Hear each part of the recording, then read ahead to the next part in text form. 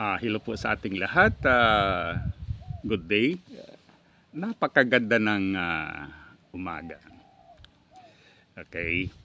Kahapon, mayroon akong narinig na ulat na ang mga INC o Iglesia ni Cristo ay naghahanda ng malaking rally in support of BP Sara Duterte.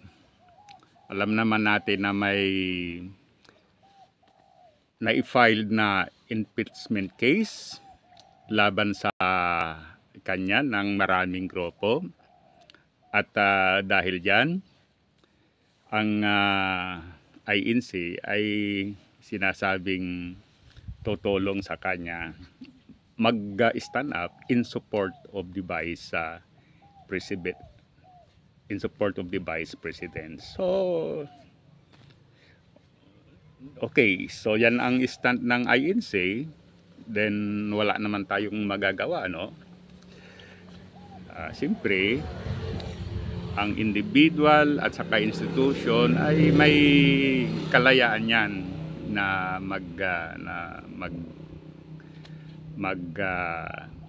gagawa ng mga bagay-bagay na sa akala nila ay nakakabuti sa lipunan, nakakabuti sa karaniwan. Okay. Sa individual, mayroon tayong freedom of expression. Ngayon, I remember yung nakalagay doon sa ating Philippine Constitution. May provision doon with regard sa separation of the state and the church, separation of the church and the state. Historically, noong panahon ng mga Kastila, talagang ang church at saka estado ay magkasama yan. Ngunit sa ngayon, iba na, talagang mayroon ng separation of these two institution.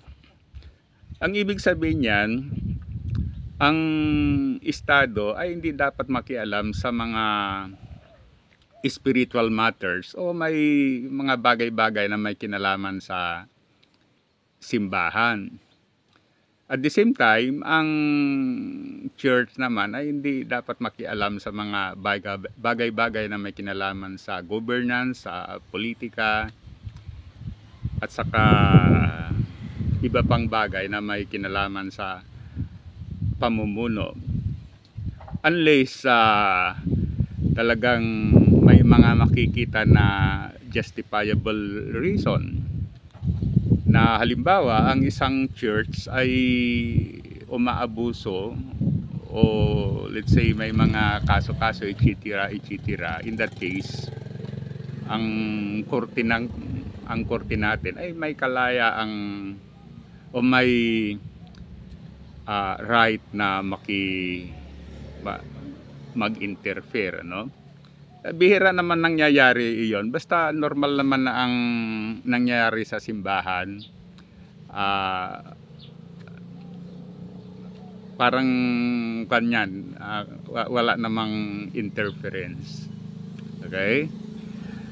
Kaya sa totoo lang, medyo hindi rin tayo sang-ayon doon na ang mga Iglesia ni Cristo ay tutulungan itong Vice President dahil sa pagkaalam natin, bisa mga nailantad, bisa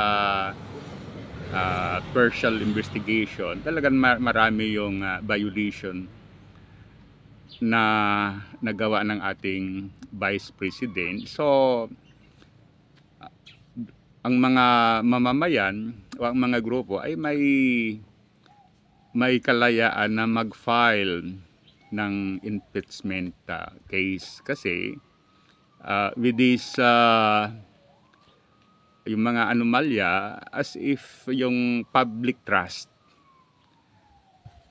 na ibinigay sa Vice President through his vote, through her vote during the election ay betrayed, ano? Okay, na betrayed yung trust ng mga tao. So, ganun pa man, tulad ng sinasabi ko, malaya silang gagawa na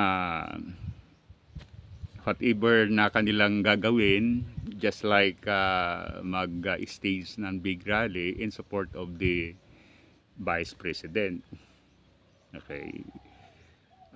Nilirespeto natin yung kanilang decision. We expect also na nirirespeto nila yung pananaw natin na hindi tayo sang-ayon dyan.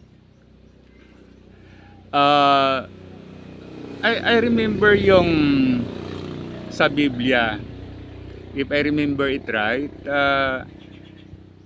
tinanong ng mga apostol itong si Kristo, no? Ang tanong ay tama ba na suportahan natin ang government, na magbayad tayo ng buwis?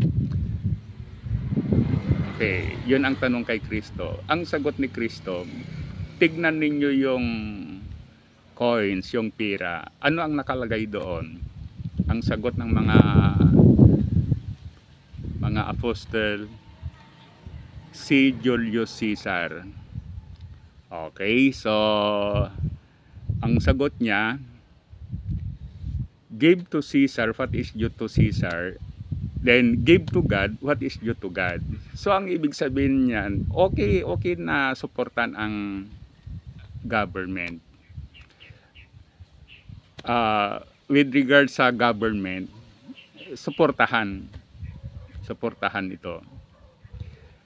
Ngayon, with regard sa God naman, gagawin din yan, ano? Kung ano ang nararapat na gawin para sa simbahan o para sa Panginoon, gawin ninyo. Then kung ano ang nararapat na gawin para sa gobyerno, para sa mga namumuno, gawin ninyo. So, ang ibig sabihin, hindi against ang si Kristo sa pagsuporta sa government. Sinasabi lang niya na may parameters. Yung mga bagay na with regard sa government, with regard sa spiritual, sa church. Okay, so yun ang ating pananaw. But ako ay naniniwala na ang dalawang institution ito, church at saka government, hindi dapat maglaban, ano. Sa nakikita natin, may mga bagay naman na pariho yung kanilang objective. Siyempre, ang government gusto niya ang maging maayos ang lipunan, safe ang mga tao, safe ang mga mamayan, ang kanilang buhay ay mag-enjoy sila ng kaginhawaan, etc.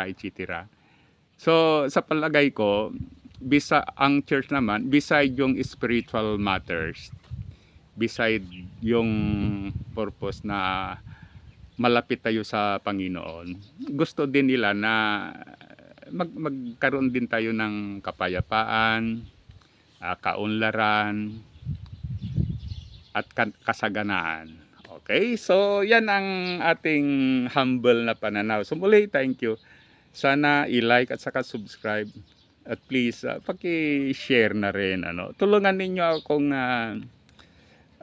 mapalaki itong YouTube channel natin. Maraming salamat.